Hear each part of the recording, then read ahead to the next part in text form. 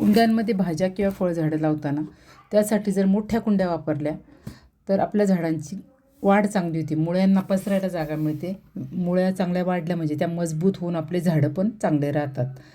तर ह्या मोठ्या कुंड्या कशा तयार करायच्या तेही अगदी कमीत कमी खर्चामध्ये आणि कमीत कमी मातीत, जेणेकरून त्या वजनाला हलक्या होतील, हे आपण आजच्या व्हिडिओमध्ये बघणार आहोत.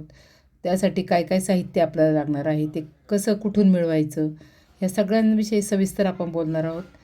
त्यासाठी व्हिडिओ कुठेही स्किप न करता शेवटपर्यंत बघा आणि माझ्या चॅनलवर जर तुम्ही नवीन असाल तर सबस्क्राईब करा. तर चला आता व्हिडिओला सुरुवात करूयात. तर तुम्ही बघत आहात माझे यूट्यूब चॅनल बाग बगीचा मराठी. तर आता ह्या मोठ्या कुंड्या तयार करण्यासाठी आपल्याला काय काय पाहिजे, तर सगळ्यात प्रथम म्हणजे आपल्याला पाहिजे असे मोठे हे क्रेट. असं म्हणजे हा एक पर्याय आहे, तुम्ही ग्रो बॅग पण वापरू शकता, पण हे क्रेट तुम्हाला अगदी सहज मिळतात फळ विक्रेत्यांकडं किंवा भाजी विक्रेत्यांकडं. थोडेफार तुटलेले किंवा असं खराब झालेले क्रेट ते टाकून देतात. तर ते अगदी तुम्हाला 30-40 रुपयामध्ये, अगदी 25 रुपयामध्ये पण मिळू शकतात.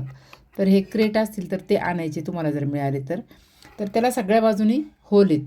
तर ते झाकण्यासाठी आपल्याला इथे प्लास्टिक पेपरचा वापर केलेला आहे. तो पण अगदी जाड आहे. असं जे फ्लेक्स बोर्ड वगैरे असतात ना, त्याचा जो जो जाड कपडा असतो ना, त्यात थोडंसं प्लास्टिक पण असतं, तो अगदी पेपर नसतो. तर तो पेपर मी अगदी हा जाड पेपर दुहेरी करून वापरला आहे. तर तो मी असा साईडला लावून घेणार आहे सगळ्या बाजूनी, कारण की सगळ्या बाजूनी त्याला छिद्र आहेत. तर ते सगळं आपल्याला झाकायचं, नाही तर त्यातनं माती पाणी सगळं बाहेर येत राहील. तर असं जर तुम्हाला कुठे मिळालं ना असं जाड कागद, तर ते जपून ठेवायचं, किंवा तुम्ही शोधलं तर तुम्हाला मिळेल, तुमच्याकडे नसेल तर मग त्याचा वापर आपल्याला इथे करता येतो. तर हे असं सगळ्या बाजूनी लावून घेते मी आता आणि मग तुम्हाला दाखवते.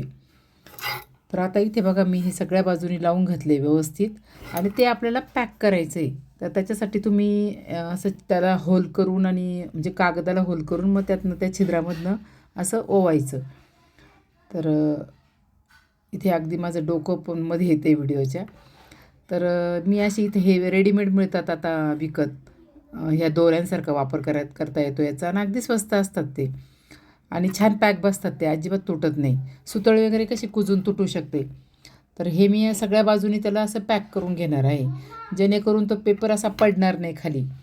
आणि बऱ्याच जणांना आता इथे शंका येईल का हा प्लास्टिक पेपर तर काही दिवसांनी कुजेल, तर म्हणजे प्रश्नच नाही, तो कुजणार आहे.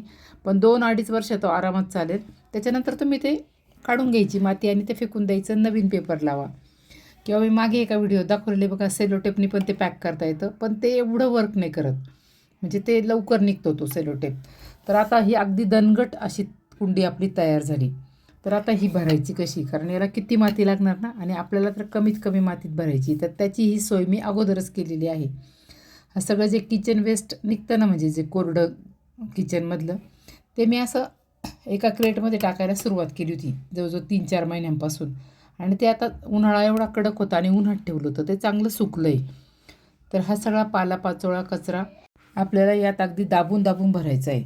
इथे तुम्ही बघा, जे जे आपलं आहे ना ऑर्गॅनिक मटेरियल, हे तुम्ही काही वापरू शकता. त्यात काही प्लास्टिक काच वगैरे असेल तर ते काढून टाका. शक्यतो तुम्ही जेव्हा तो साठवता कचरा त्याच वेळेस ती काळजी घ्या, किंवा आता भरताना जर तुम्हाला लागलं ना, ते काढून टाका तुम्ही. आणि ह्या सगळ्याचं एवढं छान नंतर खत तयार होणार आहे. हे भरताना तुम्ही मधनं मधनं त्यात तुमच्याकडे गांडूळ खत असेल तर ते टाका, थोडंसं शेणखत असेल तर ते टाका, किंवा माती पण टाकू शकता तुम्ही. तर हा कचरा आपल्याला चांगला दाबून भरायचा आहे बघा. हे बघा, यात असे काटे पण निघू शकतात. गुलाबाची जेव्हा छाटणी करतो ना आपण, तर ते कधी कधी त्या काड्या पण बाजूला काढायच्या राहतात. तर हे खूप प्रेस करायचं आहे तुम्ही, चांगलं व्यवस्थित दाबून भरायचं आहे. त्याच्यामुळं काय होतं, ते खाली बसतं आणि मग त्यात अजून सगळा कचरा आपल्याला बसतो.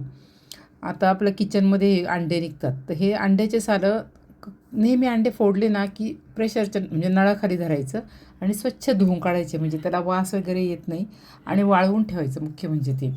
ह्या अंड्यामध्ये पण भरपूर पोषक द्रव्य असतात, कॅल्शियम मिळतं आपल्या झाडांना चांगलं. त्याच्यानंतर ही लसणाची साल आहे बघा. आमच्या मावशी काय करतात, त्या सगळं भरून ठेवतात, त्यांना माहिती आहे मला सगळं लागतं हे. मग ते असं सगळं भरून ठेवत असतात, असं वायाला काहीच जात नाही. मग कांद्याचे साली निघतात आपल्याकडं, ही चहा पावडर आहे. ह्याचे असे सगळे थर द्यायचे आपल्याला. ह्याचं इतका छान खत तयार होईल बघा. आता आता ह्या कांद्याच्या सालीचं तर आपण पाणी करून पण टाकत असतो. तर हे सगळं तुम्ही इथे जरी वापरलं ना, तर हे काही दिवसांनी याचं खत होऊन त्याचा आपल्या झाडाला खूप फायदा होणार आहे. आपले भाजीपाल्यांना फळं फुलं चांगले लागतात, त्याची चांगली वाढ होती, फळांचा आकार वाढतो, असं सगळं. हे बघा असं चांगलं प्रेस करायचं, भरायचं. म्हणजे मातीला जागा थोडीशी वरती कमी ठेवायची, कारण काही दिवसात अक्षरशः 2-3 दिवसात हे थोडंसं खाली बसेल, मग परत 8 दिवसांनी खाली बसेल. त्यामुळे तुम्हाला नंतर माती टाकायची त्याच्यामध्ये. आत्ता भरताना हे अगदी पूर्ण भरून घ्यायचं. आणि मग आता अगदी थोडीशी माती टाकली लिंबण्याच्या ह्याच्यामध्ये मी. मग ह्या मातीमध्ये तुम्ही काय काय खतं टाकायचे, तुमच्याकडं काय अवेलेबल असेल ना, गांडूळ खत टाका, शेणखत टाका, निंबोळी पेंट टाका, बोन मील असेल तर ते टाका आणि थोडीशी हळद पावडर वगैरे वापरा. आता बघा इथे हे मी बोन मील आहे बघा, हे बोन मील टाकलं. आता हे इथे शेणखत आहे, चांगलं कुजलेलं शेणखत बघा, अगदी काळं झालं आहे, त्याचा कलर काळा झालेला आहे. आणि हे सगळं आपल्याला त्याच्यामध्ये मिक्स करायचं आहे व्यवस्थित. तुम्ही एकतर अगोदरच एका घमेल्यामध्ये वगैरे मिक्स करून ती माती पण टाकू शकता, किंवा मग याच्यात माती टाकायची आणि त्याच्यावर हे सगळं मिक्स करायचं आणि माती व्यवस्थित दाबून घ्यायची. म्हणजे आपली कुंडी अगदी व्यवस्थित तयार होती. आता उचलून बघू शकता, अगदी सहज उचलते. ही केवढा मोठा क्रेट आहे, 20 किलोचा क्रेट आहे हा, पण तो पण मी अगदी सहज उचलू शकले, कारण की त्याचं वजन कमी. मग काही दिवसांनी ही माती खाली बसल्यावर आपल्याला याच्यात परत माती ॲड करायची आहे. पण तेव्हा आपण काय करायचं, कंपोस्ट वगैरे असेल ना थोडंसं, किंवा वाळलेला चांगला कुजलेला पालापाचोळा चांगला बारीक करून तो मातीत मिक्स करून मग तुम्ही घालू शकता, म्हणजे परत माती कमी लागणार आहे. हे काकडीचे रोपं मी घरीच तयार केलेले आहेत.